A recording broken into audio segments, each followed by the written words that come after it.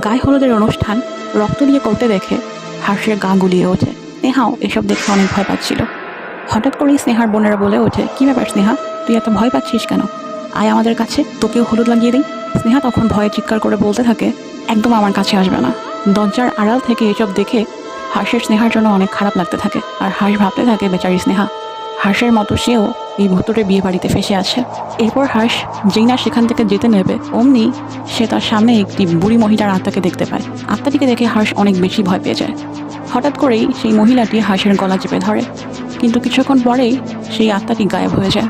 এরপর সেখানে সেই বাড়ির কাজের লোক শুভঙ্কর এসে বলতে থাকে, অনেক বড় ভুল করেছিস তুই এখানে এসে। হার্ষ বলতে থাকে, আমি নিজের ইচ্ছায় এখানে আসিনি, আমাকে এখানে নিয়ে আসা হয়েছে, আর এখন আমি এখান থেকে বের হতে চাই। শুভঙ্কর বলে, এত সহজ না এখান থেকে বের হওয়া, যতক্ষণ না পর্যন্ত ওই মৃত্যুর বিয়ের খেলা শেষ হচ্ছে ততক্ষণ সবাইকে এখানেই আটকে থাকতে হবে। হার্ষ বলে, মৃত্যুর বিয়ে?